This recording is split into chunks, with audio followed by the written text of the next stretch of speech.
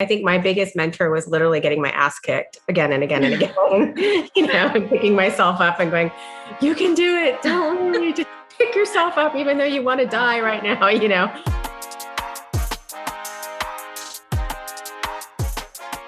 Hey everyone, I'm here today with Shalini Vadhera, a true powerhouse. She's a 3-time mission-driven serial entrepreneur. She started her first company when she was just 19 and created a luxury fashion jewelry brands which were sold at Macy's and Nordstrom. She started Global Goddess Beauty in her garage and found success in Sephora, QVC, Nordstrom, Victoria's Secret, and more. She exited that brand in 2010, and she's also created Power Beauty Living, which has become a charitable 501c3 foundation. She's the recipient of the Mahatma Gandhi Award at the British Parliament, recipient of the Jewel of India Award from the Prime Minister's Office, Women of Excellence Award from the Women Economic Forum, and so much more. She's been named the most influential person to watch in 2021 by Yahoo Business. And one thing that she says across all of her brands is, we believe confident women can change the world. And her company today, Ready, Set, Jet, is aiming to change the face of beauty by creating the next generation of beauty leaders. Shalini, welcome. Thank you. I'm so excited to be here. So tell me about what you mean by confident women can change the world. Obviously, I totally believe that, but where did this come from? Tell us a bit about your journey just as an entrepreneur and why you've chosen yourself to dedicate to this mission. Yeah, absolutely. I mean, for me, growing up, as an Indian American girl in Southern California, we were lucky enough to travel a lot as children, and visit our relatives in India and Kenya, and then just hop and skip over like Singapore and Thailand and whatnot. And, by no means were we wealthy. We were doing everything, as a middle-class family, but my parents gave me such an incredible gift of travel. And I just was so enchanted with all the beauty that I was seeing around the world. And, that got me really interested in pursuing a career in beauty while I was getting my degree in international business. And for me, what was the defining moment was doing my very first makeover at the Clinique counter. And I had no idea what I was doing. I was so scared to do this woman's makeup. But the next day, I got a beautiful bouquet of flowers and a card that said, "Thank you so much for bringing back my wife. She's been going through cancer. You put the smile back on her face." And I'm like, this is what I want to do forever. The power of self-esteem is exactly that. So powerful. And growing up as somebody that looked different in a very, cool surf town, I knew the power of self-esteem because I was so bullied. And so as I progressed through my career, as you and I both know, knowledge is power. And the more tools and resources that you can give women, the more confident they become, the more unmatched leverage they have. And so it's always been important for me to give women, that tool of when you look good, you feel good. When you feel good, you can go out there and do anything in the world. And with Ready, Set, Jet, it's more important now than ever, just given the declining opportunities for women in 2021, which should not be the case. We should actually be seeing incredible opportunities happening for women. So we've taken a real 360-degree approach to beauty from the inside out, not only creating really innovative, amazing batons, which we name these beauty batons. So you get pass the baton on to another woman and pay it forward, because I think that's really important.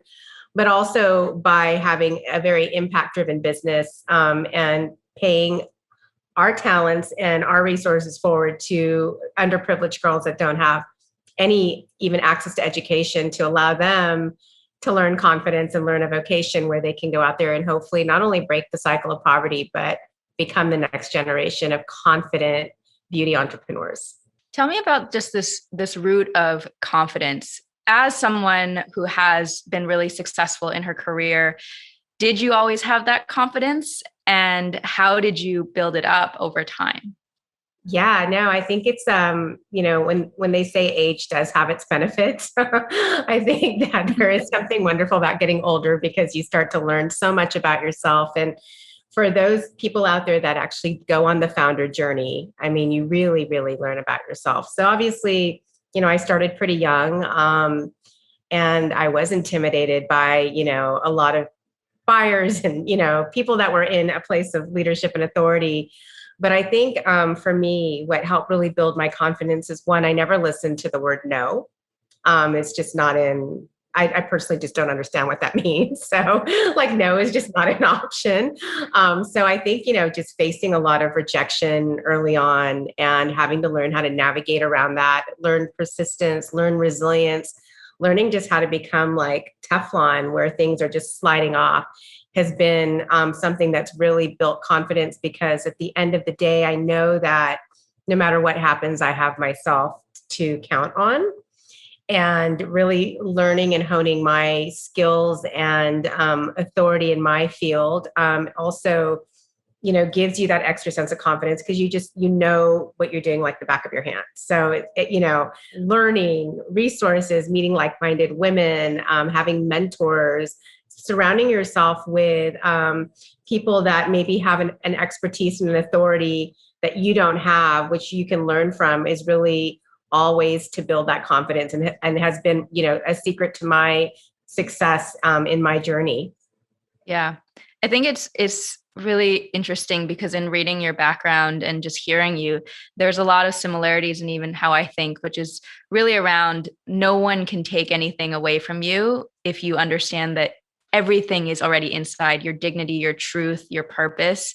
And so when you realize that, you don't need to be afraid of an opportunity falling through or someone rejecting you, because it's like, well, if you don't see the value here, then thank you, next. Like the right people will see your value. 100%. And, that was kind of always my motto, is like, you can take whatever you want from me. You can't take my talent. I know what I do really well. And that is true self-confidence, right? It's like, it's not even being cocky. It's just that knowingness inside of you that you're like, okay, I'm really good at this, and eventually we will attract the right people. And I'm actually very proud to say we took such a different intentional way of fundraising with Ready, Set, Jet, that for me, what's been exciting is to see that 90% of our cap table is women.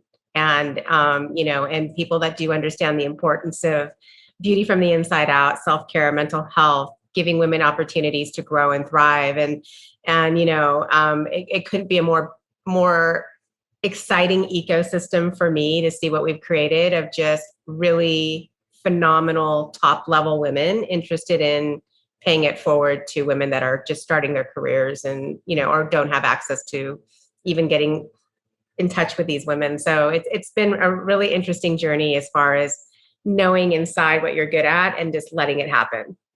Yeah, definitely. And there is I think a really monumental shift happening in the way women are relating to each other and being able to get back in touch with their true feminine power and related around collaboration and generosity and nurturing. And so I'm really excited to see, you doing that with your company.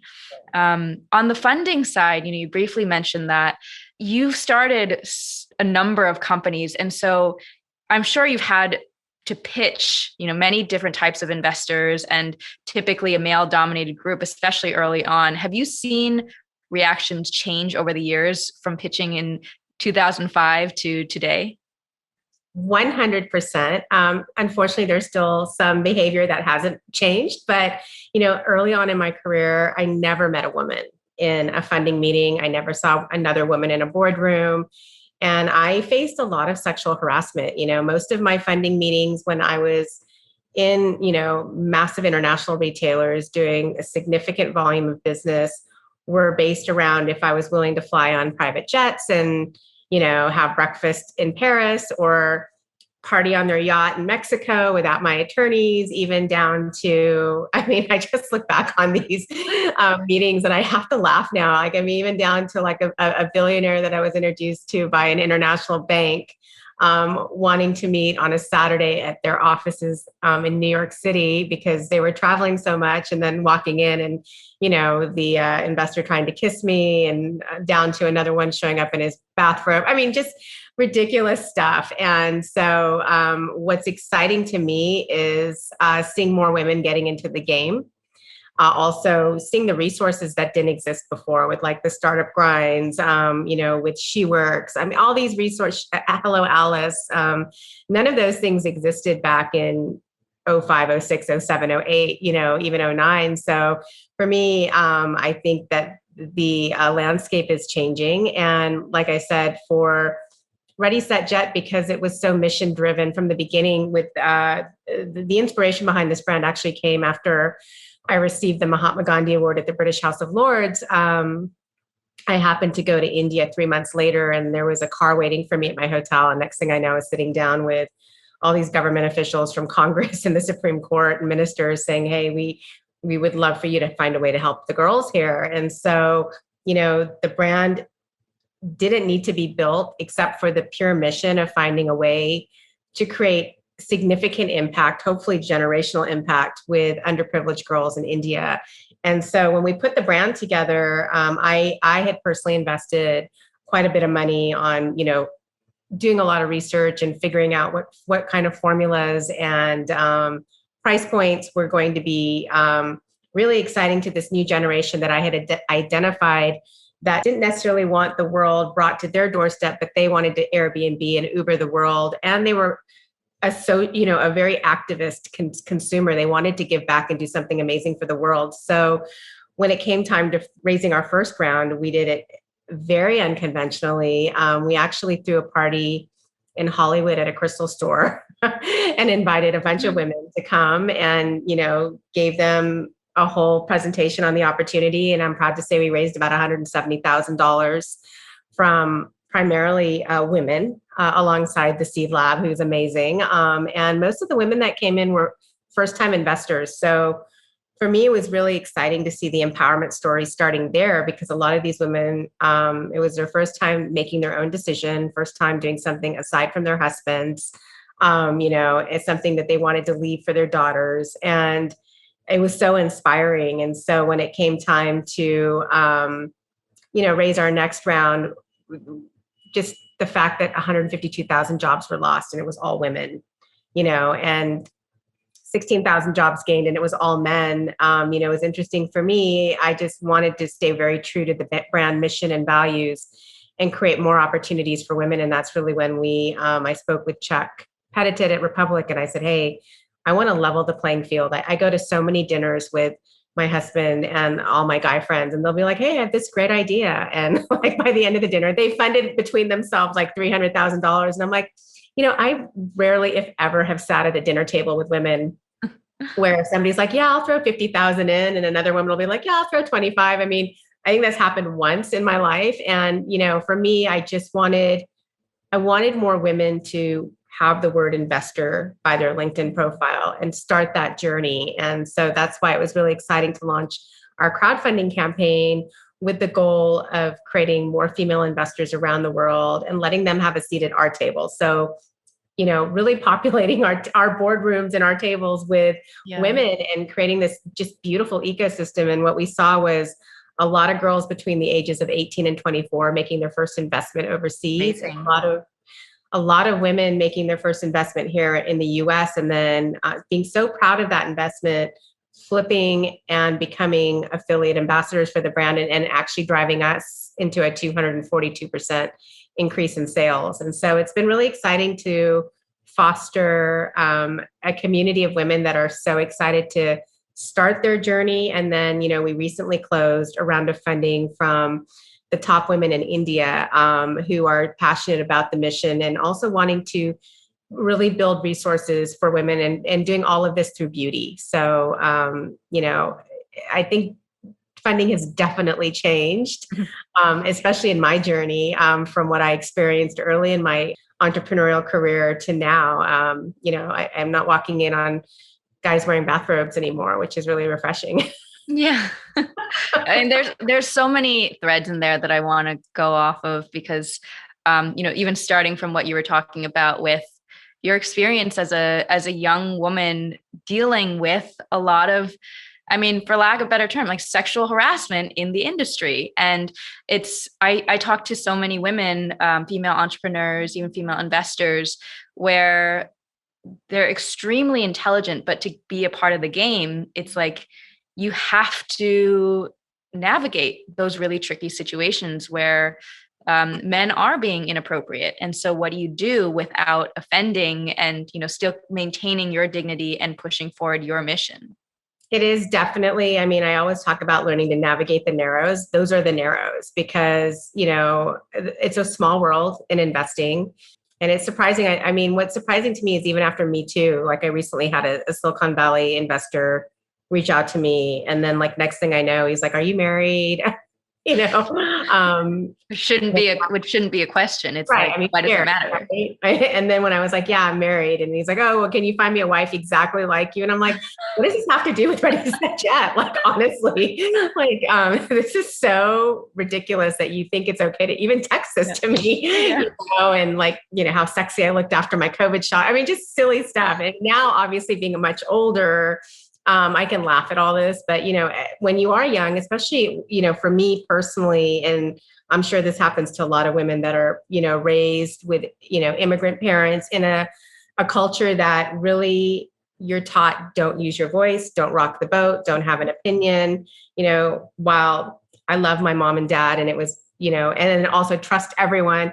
I mean, it was a wonderful way to be personally, but did not serve me well in business when I was starting out because I was afraid to use my voice and tell these guys to take a fucking hike, but I just, now I have no problem saying, hey, that's inappropriate. I'm not putting up with that shit. And, you're out.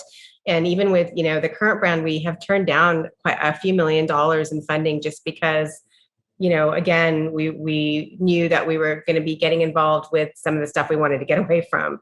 And so it's been wonderful as a female founder, and that too a solo female founder, which also makes fundraising a little bit more difficult, just to be surrounded by women who've been there, done that. And also a lot of my female investors have shared similar experiences to me in their own career journey. So there's this just innate understanding of like, we got you. Yeah. Yeah. And I call this good girl brainwashing, the being silent and pleasing. And exactly, it's so many women, but it is especially immigrant women. And as a daughter of immigrants, like experiencing that same thing, and then realizing at a certain point that all those things that got you the straight A's, that got you into the right schools and all the accolades, like that's not serving me in this business game anymore. And I think this goes back to confidence, right? Again, like knowing your worth, where when you accept bad behavior, thinking that that person's approval is going to be your lifeline, that's when you allow that to essentially enter your space. But it's only when you're actually rooted in your own value, in your own confidence, and your ability to succeed, like whether or not you come on this journey, it's like, it's your opportunity and your privilege to join me. But, if you can't see that and you can't respect how I need to operate in this world, then you can't be a part of it. And I think honestly, that's such a great topic that you brought up because, I mentor a lot of women. And I think because there is such a lack of resources and funding still for women, women are willing to take bad deals because it's the only money they can bring in. And people are always ask me like, why are you so honest with your journey? And obviously my mission's always been to empower women. It's like, I can't empower women if I'm like, oh, it's been wonderful. And I've had no problems at all, because how do you learn from each other? And there's an opportunity to learn from each other on how to navigate situations like that. But also, I think more importantly, to know that there's like-minded women out there that have faced the same thing you have, that you can go to and be like, hey, did you, and that was what was significantly missing from my earlier part of being an entrepreneur that I find so valuable now. Yeah. Yeah. Just having those women around you and the mentorship. And I did read that you didn't have many female mentors on your initial entrepreneurial journey. I felt the same way. Like I got a lot of my mentors from books, nonfiction, just protagonists, and reading like Maya Angelou and just philosophers, and trying to piece together how I wanted to formulate the way I was in the world.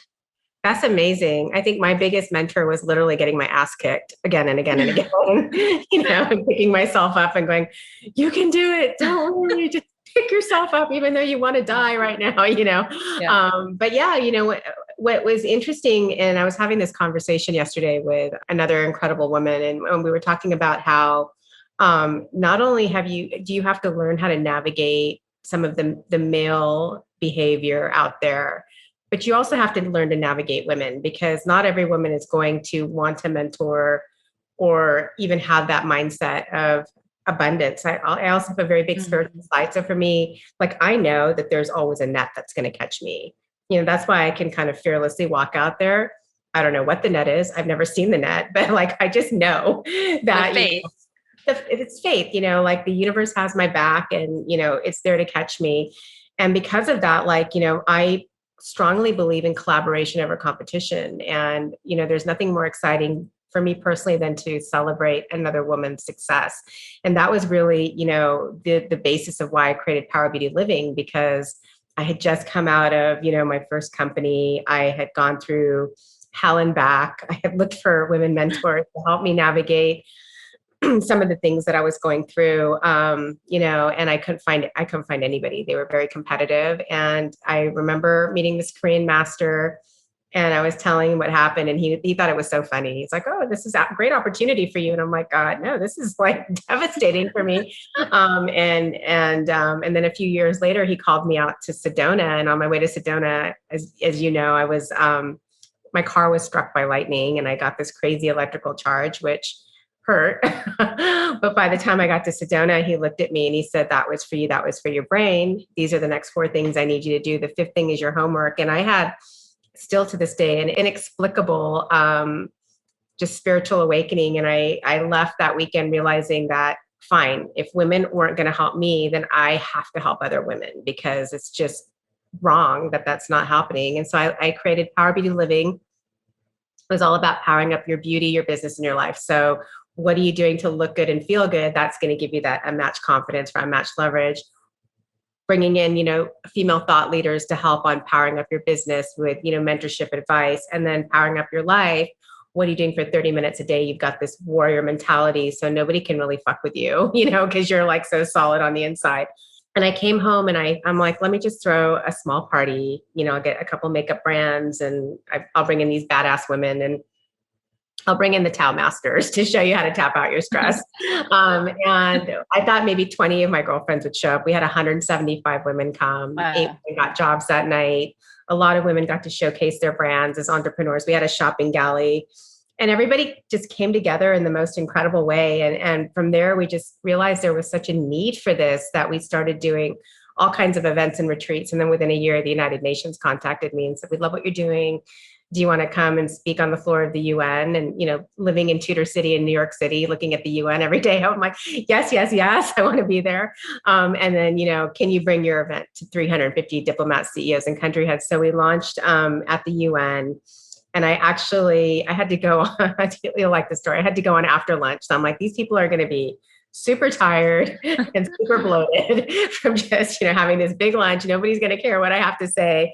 So I brought in the International Brain Institute, and I literally had like the general secretary of I had all these guys tapping their heads right after lunch to wake them up, and then tapping their neighbors. And it was just a great way to get people moving to be interested in what we had to say. So, for me, it's just really important to be able to take some of the experiences that I've done and had to go through alongside with other women who are willing to share it, and just create a safe environment for women. Yeah, amazing.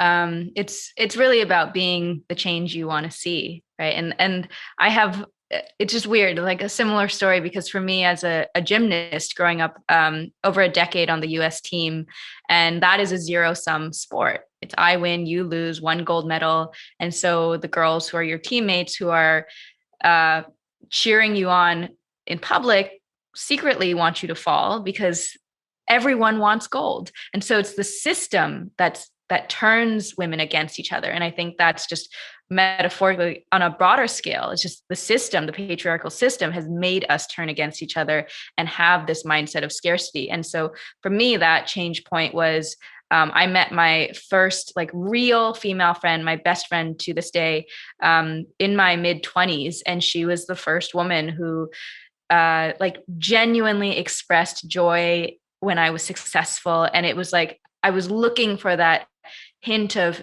envy or resentment or something, and it just wasn't there. And I was like, wow, this is what friendship is. And all it takes is one woman, right? One woman to show you that love, and it can really just open someone up. And funnily enough, the She Works tagline was closing the funding gap by collaborating, not competing. And so it's just I think the more women are able to step into that place where they love themselves, then they can start sharing that love with others. 100%. And that's why with Ready, Set, Jet, initially, again, it was so impact driven to help these underprivileged girls. But because of the pandemic in 2020, I was just getting so many messages on Instagram from girls all over the world, like, Shalini, I lost my job. Shalini, I was furloughed. I don't necessarily want to be an entrepreneur, but can you teach me how to become self-sufficient? I'm dealing with mental health issues. Like, I'm really depressed. This is going on.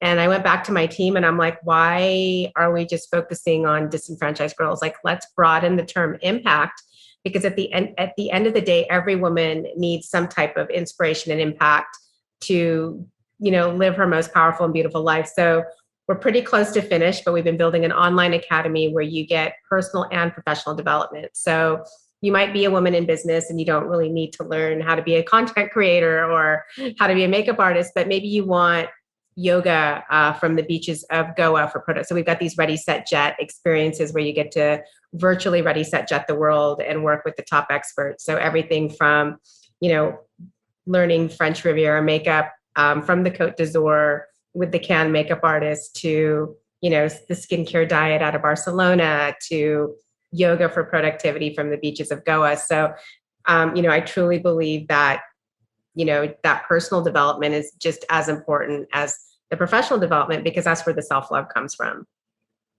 Definitely.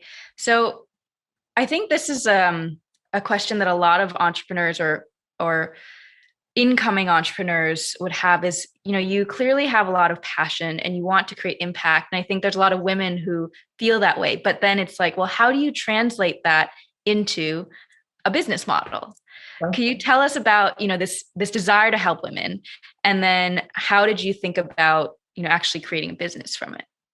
Yeah, absolutely. So, at the time I received my award at the British House of Lords, I was not only working on my brand Passport to Beauty, but I was also creating a lot of brands for Paramount Pictures and Turner Classic Movies and different influencers and celebrities. And I honestly was just like, I can't do another eyeshadow palette for another influencer. Like, I just was like, no, nothing going on here. It's just another product. And so, when the request came to find a way to, bring impact, for me, what I learned in writing my best-selling book, Passport to Beauty, and I spent 2 years traveling the world and meeting the most incredible women from, the riches of Rodeo Drive to the villages of Eritrea, where these women had no rights or running water, but still had this the need to look and feel beautiful. And so what I realized is beauty is such a universal language.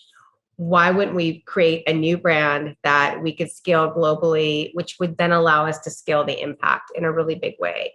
And we know that most every woman wants to look and feel beautiful. So to be able to use beauty as a vehicle for change is exciting for me. So it was not just, we honestly just don't need another beauty product in the market. So it's not just a beauty product, but it was one that was obviously very innovative. We're first to market on our product technology, formulas that work across skin tones. We really celebrate diversity, but then taking part of those proceeds to put into effect a skilling and vocational training program for disenfranchised girls, and now taking it one step further to create this really interesting omni-channel approach to building a brand where we have an online academy. So we allow you to look good with the products, feel good through this online academy, and do good through the social impact. And so it becomes just a really beautiful destination for women to learn, to get inspired, to have amazing products, and then have the opportunity to create some impact as well. And I think that's what's been really exciting for a lot of our customers and even our investors, that they get to be part of this story of change. So if there's a female entrepreneur who's interested in creating a company that caters to a primarily female audience, whether they're trying to start it or fund it, what advice would you give to them? Honestly, I don't think there's any excuse not to do this right now, because between Instagram, LinkedIn, Clubhouse, Twitter, you have access to anyone in the world anywhere. And there's so many ways to create community, right? I mean, some of our best partnerships, again, going collaboration versus competition, have come from Clubhouse. I mean, I've gone on there, spoken, met amazing women, and literally had offline conversations where I was like, do you want to collaborate? How can we support each other? So I think leaning into the social aspect of things is wonderful. Wherever you live, whatever groups are out there that are women focused, entrepreneur networking groups is another way to, start introducing yourself and building that network, and then being able to introduce whatever product or service you're doing as a brand to these women to start building community. For us, in addition to all of that, our crowdfunding was wonderful in building community, because we went into the crowdfunding not as, hey, we're raising money for Ready, Set, Jet, but more into, hey, we want to level the playing field. We want more women investors. We want more women at our table. Come join our family. And what that did is, not only did we raise the money, but then we also built an incredible community around that, not only of women, but just men and guys that literally were dedicating their investment to their mom or their sister. And I just thought that was amazing, and passionate about seeing opportunities for women change. And what did you, when you think about funding, so this is a bit in the technicalities aspect of it, what did you say that funding was going towards? We were very transparent. I mean, at the end of the day, the funding, the use of proceeds are going towards working capital of inventory, marketing, hiring a team, all of that. And then being able to also develop some of these social impact programs. So one of the reasons that I created Power Beauty Living and I moved it into a 501c3 was to be able to then take donations and CSR and grants to really support the social impact side. While with the fundraising, we, from a technicality standpoint, we were very clear that, this isn't a donation. You're not giving us money to get a baton in return. You're actually investing to own equity in a global beauty brand and be a part of something amazing. And so, I think that was also really exciting to a lot of women making their first investment, because they had never had an opportunity to do that. And I think back, when I started my career in makeup, before I got my big break on The Tonight Show, which was like such a fun job, by the way. But before that, I helped Danny Sands launch Makeup Forever, and Dean and Davis Factor launch Smashbox, and Laura Mercier, launched Laura. And, if somebody at that time had said, look, for $100, you can own equity in one of these companies, I would have done it in a heartbeat, and so that opportunity isn't always accessible and available to women. And so to be able to bring that was a big part of the feedback that we got from women was, oh my God, like I've always wanted to be like an investor in a beauty brand, and so that was really exciting to see. Yeah. Yeah. And I think that's what's so powerful about the conversation now just around crowdfunding is that, anyone can invest regardless of their income level and their wealth. And that has traditionally been consolidated to a small group of homogenous people. And I think I was talking about this with a friend of mine the other day about how women haven't been socialized to like invest in each other's companies. It's like what you mentioned. You're like, I don't see women just being like, yeah, let me put in 50K, let me put in 25K, or even let me put in $100. It's like when oftentimes men bond by putting money into each other. They bet money, they invest money into their friends' companies. But with women, I think part of it, this is part of the socialization, which says, women are used to asking for discounts and they're asking for free things. And so when a woman starts a company and she tells her friends like, hey, do you want to invest in me? They're like, well, hey, can I get access for free? Yeah. And I think that part of that is like changing that narrative. So it's a win-win, when you invest. If you really believe that this is something incredible that could change the world, this is an opportunity to be part of that journey and hopefully get your money 5-10x down the road.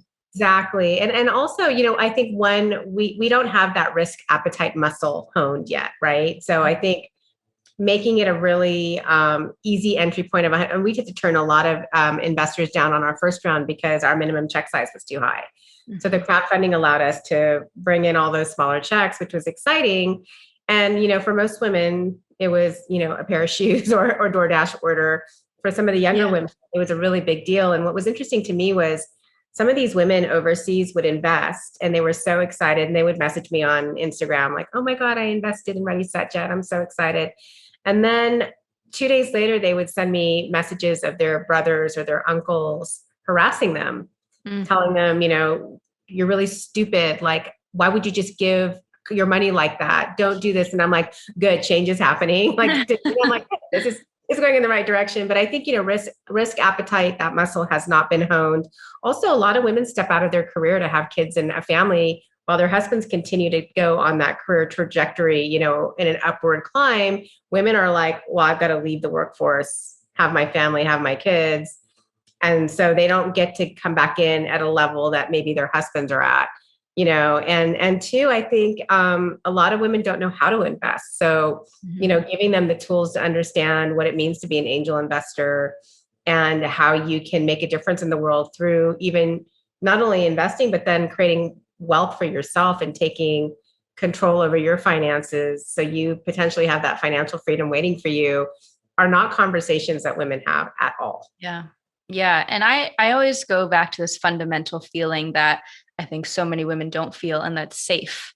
It's hard to feel safe physically, emotionally, financially, and we haven't been given those tools. And so I think that in order to be even comfortable with risk, you need to feel safe first and foremost. Right. And that's why, like, for me, seeing, like organizations like She Works and Hello Alice and, whatever's out there that are really kind of teaching women. Elevest is another one. Like I had the opportunity to work with Emily Green and meet Sally when I was keynoting the Purpose and Power Summit a couple years ago. And, I just thought it was so great that they were, financially advising women, and you could start your journey on just taking control of your money, no matter what your financial status was. That's the other thing, is you think of financial planning and investing as someone that has a lot of money. And it's like, no, it doesn't have to be that way. I mean, every woman now can have the opportunity to invest and learn about money. And so that's, for me, what's really exciting, and something that we're actually bringing in a really big way in our academy is financial literacy. And like, there's a lot of women like me that went from being my father's daughter to my husband's wife that, learned how to balance a checkbook and buy a house and all that way later than she probably would have learned, not having to be so sheltered in, the way she was brought up. Yeah. Yeah. What do you think are some of the most important parts of financial literacy that you'll be teaching? I think, just the steps on angel investing, that's one. Balancing a checkbook. It's amazing how many women don't know how to balance a checkbook. And how many women just rely on their husbands to take care of everything on the financial end. So a lot of it for us is just going to be flat out basics, balancing a checkbook. How do you buy a car? How do you get a loan? What do you do? We have so many women that have gone through divorce that don't know what to do, and then just the basics on angel investing. I think that's a really big one. We've done such a wonderful job in partnering with different incubators and accelerators from a strategic partnership standpoint that are very bullish and passionate about creating more women leaders and more women entrepreneurs that are going to be collaborating with us on bringing a lot of this knowledge to the forefront, whether it's in India or it's in the US or it's in the UK, because that's another thing that a lot of women don't realize is it's just different depending on where you live, the opportunities you have, what you can do with your money, what you can't do with your money. And so we want to make sure that, those regions where a lot of our customers are covered. How do people get access to the Ready, Set, Jet Academy? Yeah. So right now you can go to readysetjetofficial.com and just sign up. And the Academy is literally launching in the next couple months. So we'll be sending out a big announcement for that. We're launching with a huge summit with like the most incredible women. So I'll have to let you know about that, Lisa. And then from there, we have a membership model. So for $18 a month, you can get different experiences, one incredible experience a week, whether it's a fireside chat with an incredible thought leader around the world, all the way to Ready, Set, Jetting to a new destination for an incredible experience. And then you have the opportunity either to use your membership to level up at a discount or just bypass the membership and go straight into the professional development courses. So that's everything on how to start your own business. You know, we have the former transaction director, Grant Thornton, who was doing, billion-dollar evaluations, teaching, the basics for setting up a business as a woman, money mindset, how to remove money blocks. I think, for me personally, I can speak to this. Growing up in an Indian home, what we were taught about money and what we were taught about using our voice and all, there's a lot of unlearning that needs to happen. As much as there is learning, there's also a lot of unlearning. So we have a lot of those courses. And then we also have India's #1 self-help podcaster who has about an audience of 7 million. He'll be teaching courses on how to become a content creator, how to build your own brand. We've got executive C-suite women teaching you how to build your own personal brand and the importance of what you need to do to put yourself out there. So we're super excited about this academy. Amazing. And then finally, what does it mean to you to bring profit back to the people? So exciting. It means everything to me. I mean, I've never built a brand in public before. Usually it's like I go, fly around the world, find these amazing beauty secrets, create products. But to build this as a community-driven brand, there's nothing more exciting to me than to see everybody win and to bring profit back to the people. I mean, that is exciting. And it's not even exciting, it's intoxicating. So, we've got now Slack groups up with a lot of our investors and customers. We're letting them do all the product development. Like, what do you guys want to see? Here are the colors that we've developed. Which ones do you guys want to do?